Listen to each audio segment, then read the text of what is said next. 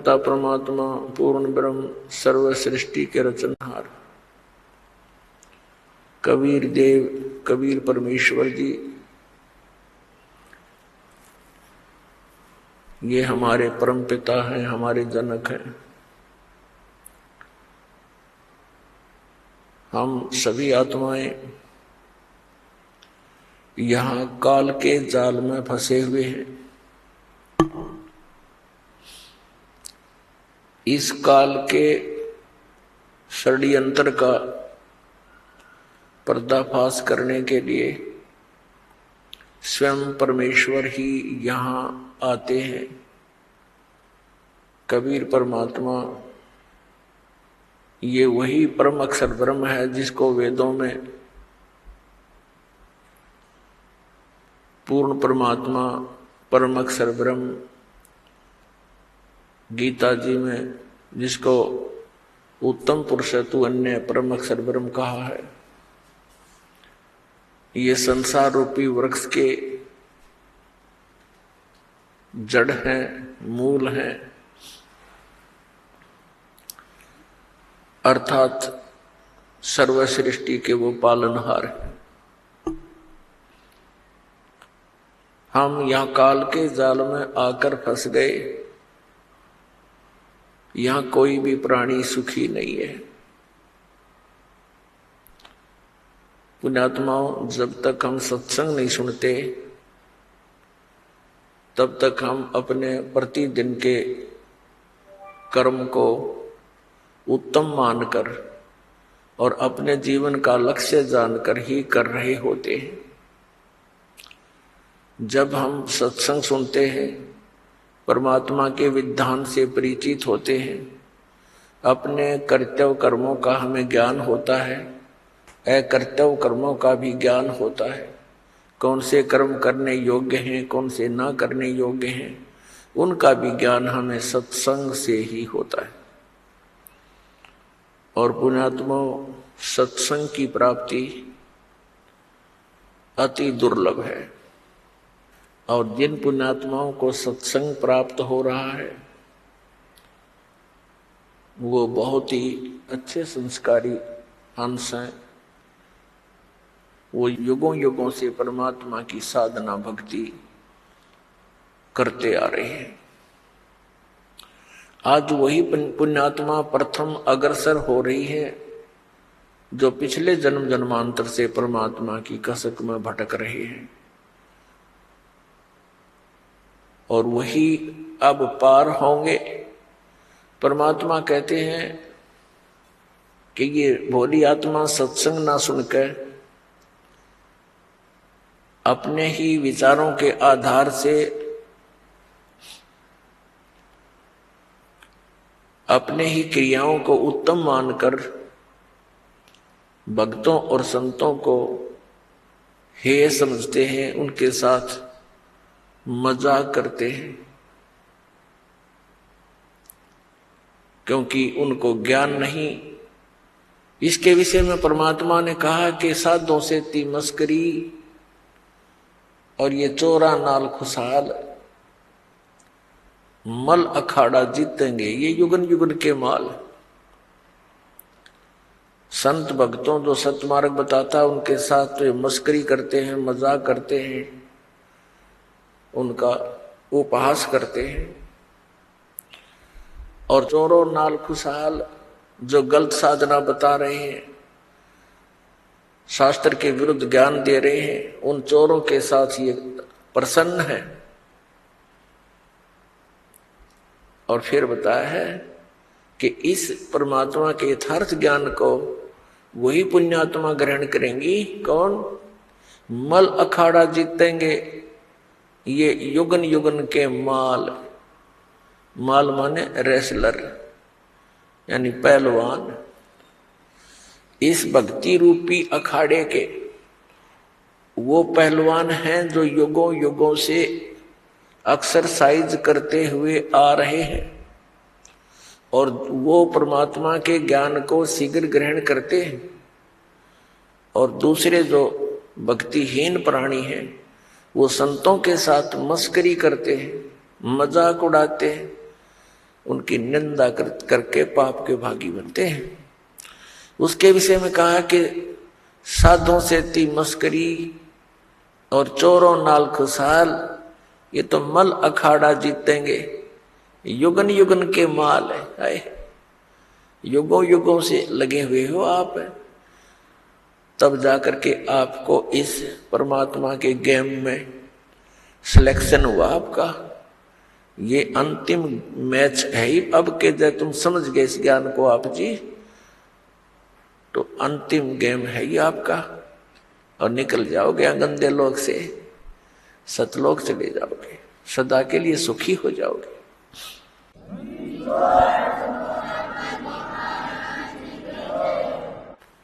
पुण्यात्माओं, यहां सुख नाम की वस्तु नहीं है, और जिस सुख को हम यहां खोज रहे हैं उसका कितना नामो निशान नहीं। जिस कारण से अंत में ऋषि महर्षियों ने केवल सिद्धियों का सहारा लिया, एक दूसरे पर प्रभु बनकर, एक दूसरे से अधिक चमत्कारी बनकर वो यहां अपना भक्ति नाश करते रहे, और जनता को अपने पीछे लगाकर उनका भी जीवन नाश कर गए।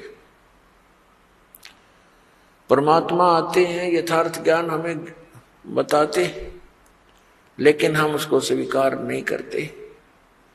क्यों नहीं करते? क्योंकि हम शिक्षित नहीं थे। और जो व्यक्ति परमात्मा के मार्ग के मास्टर समझे जाते थे, ऋषि, गुरु, मंडलेश्वर, आचार्य, शंकराचार्य, वो भक्ति से अपरिचित थे, शास्त्रों से अपरिचित थे,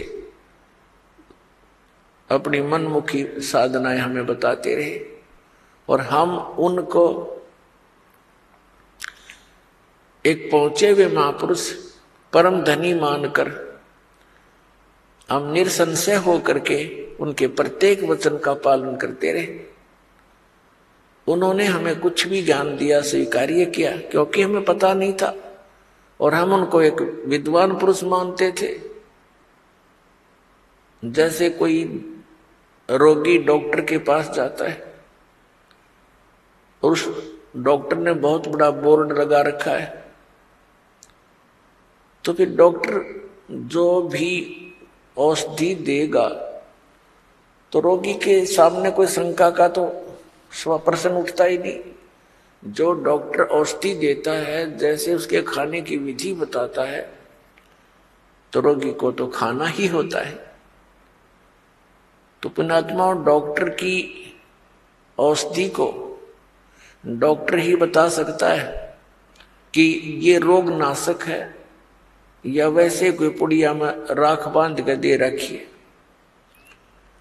तो ये दास भी डॉक्टर है अध्यात्म मार्ग का। हम सभी प्राणियों को जन्म और मृत्यु का रोग लगा हुआ है,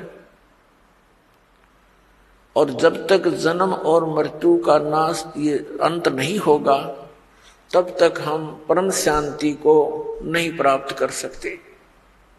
तो पुण्यात्माओं, इस दीर्घ रोग के नाश की कौन सी औषधि है, कौन सा उपचार है, अर्थात जन्म मरण के रोग का नाश करने वाले कौन से मंत्र हैं या पूजाएं हैं, कौन सी साधनाएं हैं, उनका प्रमाण कहाँ है, और किन किन महापुरुषों ने इस औषधि का सेवन किया, अर्थात इस साधना का प्रयोग किया, और कौन कौन पार हुए। जैसे कोई डॉक्टर होता है, वो औषधि देता है और रोगी बहुत दुखी होता है, तो वो बताता है, वैद्य बताता है कि एक व्यक्ति फलाने गांव का, उसका ये नाम है, उसके यही रोग था, उसने ये औषधि खाई थी, वो ठीक हो गया। ऐसे कई व्यक्तियों के नाम बताता है। तो वो व्यक्ति जो रोगी है, उसको दृढ़ता आती है कि इसी रोग का रोगी ऐसे ऐसे गांव में वो भी ठीक हुआ है। तो फिर हम उसको हौसला बढ़ता है, वो दृढ़ होता है, उस औषधि को वो प्रयोग करता है और वो स्वस्थ हो जाता है। तो इसी प्रकार दास आपको जन्म और मृत्यु के रोग की वो औषधि देगा, दे रहा है, जो कुछ महापुरुषों ने प्रयोग की और वो इस जन्म मरण के रोग से मुक्त हुए। उसके अतिरिक्त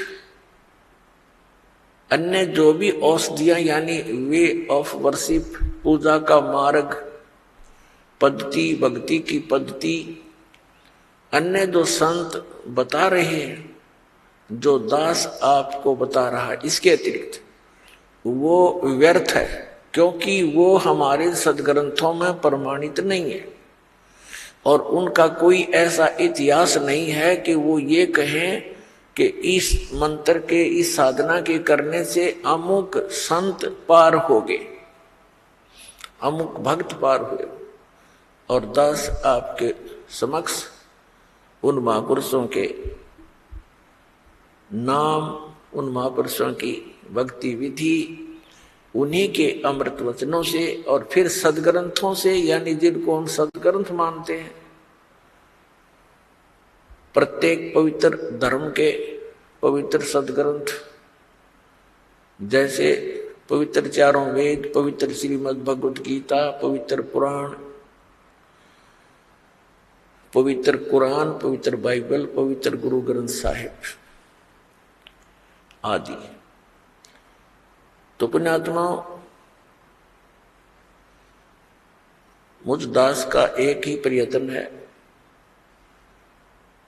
कि जनता आज शिक्षित है, श्रद्धालु सब अक्षर ज्ञान युक्त है, हमारे सदग्रंथ हमारे पास उपलब्ध हैं और हम आसानी से निर्णय कर सकते हैं कि कौन सी साधना किस महापुरुष ने की जिससे उसका मोक्ष हुआ। ये दास आपके रूबरू करेगा, आप बहुत आसानी से समझ जाओगे। सबसे बड़ी समस्या हमारे सामने ये आई हुई है कि हम ये निर्णय नहीं कर पा रहे हैं कि कौन सी भक्ति सही है और कौन भगवान है। ये निर्णय हुआ और मोक्ष, क्योंकि फिर तो वो क्रियाएं जो दास बताएगा, सदग्रंथों में प्रमाण दिखाएगा और जिन महापुरुषों ने साधना की उनके वो अमृत वचन दिखाएगा, तो आपको आसानी से प्रमाणित हो जाएगा, विश्वास हो जाएगा, फिर तो भक्ति करनी ही करनी शेष है। और वो इतनी आसान है, नाम उठत नाम बैठत नाम सोवत जागबे, नाम खाते नाम पीते नाम सेती लागबे। काम करते करते उस नाम का जाप करना है। कौन से नाम का जाप करना? सतनाम का जाप करना। जो भी कंप्लीट कोर्स आपको दिया जाता है उन सभी मंत्रों का जाप करना है। पुण्यात्माओं, दास बार बार कहता है कि जैसे पवित्र चारों वेद, पवित्र श्रीमद् भगवत गीता, ये दोनों एक ही हैं। पवित्र चारों वेदों का निष्कर्ष है श्रीमद् भगवत गीता। श्रीमद् भगवत गीता और वेद ये गॉड गिवन स्पिरिचुअल नॉलेज है, ये परमात्मा का दिया हुआ ज्ञान है। परम अक्षर ब्रह्म यानी कबीर साहिब जी ने, कबीर परमेश्वर जी ने, असंख्य ब्रह्मांडों के स्वामी ने ये चारों यानी पांचों वेद, एक सूक्ष्म वेद और है, पांचों वेद इस सरपुरुष अर्थात ज्योति निरंजन के अंतःकरण में फैक्स कर दिए थे। समय आने पर ये बाहर निकले, जैसे गर्भवती मादा से बच्चा अपने आप समय आने पर बाहर आता है। ऐसी व्यवस्था से परमात्मा ने ये सर्व वेद, पूरा ज्ञान, अध्यात्म ज्ञान और संसारिक ज्ञान, कैसे रहना चाहिए, किन क्रियाओं को करना चाहिए, कौन सी ना करनी चाहिए, ये सब ज्ञान दिया था। परमात्मा कौन है, उसकी साधना कौन सी है, तुम जहां रह रहे हो उस वो परमात्मा किस स्तर का है, वो तुम्हें कितना लाभ दे सकता है, वो कितनी हानि कर सकता है, ये सब ज्ञान दिया था। इस ज्योति निरंजन ने जब इन वेदों को पढ़ा तो इसको चिंता बन गई कि उसके अंदर पूर्ण परमात्मा की जानकारी है और उसके पाने का कंप्लीट ट्रीटमेंट, कंप्लीट यानी पूर्ण रूप से विधि है। उसने क्या किया, जो परमात्मा के पाने की विधि थी, वो मंत्र थे, वो उस पोर्शन को, उस भाग को, वेदों के उस भाग को नष्ट कर दिया और शेष जो भाग था वो हमें दे दिया, जिसको ऋषियों ने 4 विभागों में बांट लिया। उसका नाम रखा ऋग्वेद, यजुर्वेद, सामवेद और अथर्ववेद। उस 5वें वेद के बिना हमारा मोक्ष नहीं। इन वेदों में वर्णित विधि से, 4 वेदों में वर्णित विधि से, श्रीमद् भगवत गीता में वर्णित विधि से केवल ब्रह्म तक की प्राप्ति होती है, ब्रह्म लोक तक जाया जाता है। यहाँ की ये अंतिम उपलब्धि है। गीता जी अध्याय नंबर 8 के श्लोक नंबर 16 में लिखा है कि ब्रह्मलोक पर्यंत, ब्रह्मलोक में तक जितने भी लोक हैं, वहां गए हुए प्राणी पुनर्वर्ती में हैं, वहां गए हुए भी फिर लौटकर पृथ्वी पर आते हैं। और जब तक ये आना जाना है तो मोक्ष नहीं, तो शांति नहीं, परम शांति नहीं हो सकती। अब जैसे ये चारों वेद इस ब्रह्म ने, सरपुरुष ने अपने पुत्र ब्रह्मा को दिए। ब्रह्मा जी ने इनको जैसा जाना समझा, उसी का ज्ञान आगे अपने वंशजों को, अपने पुत्र प्रपोत्रों को दिया। और उस ज्ञान को ही आपस में विचार विमर्श करके इन ऋषि महर्षि ब्राह्मणों ने आगे फिर अपने अनुभव की पुस्तकें बना दी, जिनको वेदों के अन्य भाग बोले जाते, उपनिषद कहे जाते। तो जो वेदों के अन्य जो भाग हैं वो ऋषियों के अपने बनाए हुए अपना अनुभव है, उपनिषद है वो उनका अनुभव है। यदि वो वेदों से और 5वें वेद से मेल नहीं खाता है तो व्यर्थ है। श्रीमद् भगवत गीता का ज्ञान इसी सरपुरुष ब्रह्म ने दिया और इसने श्रीमद् भगवत गीता के अंदर कुछ अपने सतर की अटकल अवश्य लगाई है, जोड़ी है, युद्ध करवाने के लिए और जीव को भरमाने के लिए। लेकिन हमने उसका निर्णय सूक्ष्म वेद से करना है। हमारे पास एक ऐसा पैमाना है, ऐसा एक हमारे पास एक तराजू है जिसमें हम प्रत्येक ग्रंथ को तोल सकते हैं, उसको पहचान सकते हैं, परख सकते हैं। हमारे पास एक ऐसा ग्रंथ है जिसको सूक्ष्म वेद कहते हैं। श्रीमद् भगवत गीता अध्याय नंबर 4 के श्लोक नंबर 32 में उसी सूक्ष्म वेद की जानकारी दी गई है कि वो परमात्मा अपने मुख कमल से उस विस्तार पूर्वक अध्यात्म यज्ञों यानी धार्मिक अनुष्ठानों की जानकारी देते हैं और उसको तत्व ज्ञान कहते हैं। फिर गीता ज्ञान दाता कहता है गीता अध्याय नंबर 4 के श्लोक 34 में कि उस तत्व ज्ञान को जो परमात्मा अपने मुख कमल से आकर स्वयं बोलता है, ज्ञान देता है। उस तत्व ज्ञान को तू तत्वदर्शी संतों के पास जाकर समझ। उनको दंडवत प्रणाम करने से, कपट छोड़कर उनकी सेवा करने से वो तत्वदर्शी संत ज्ञानी महात्मा आपको उस तत्व ज्ञान का उपदेश करेंगे। इससे एक तो ये सिद्ध हो गया कि गीता जी का ज्ञान कंप्लीट नहीं है, संपूर्ण नहीं है। गीता ज्ञान दाता ने ये ऑप्शन छोड़ दिया, एक प्रावधान छोड़ दिया कि उससे मैं परिचित नहीं हूं। जो परमात्मा अपने मुख से आकर बोलता है वो ज्ञान, वो सच्चिदानंद घन ब्रह्म की वाणी है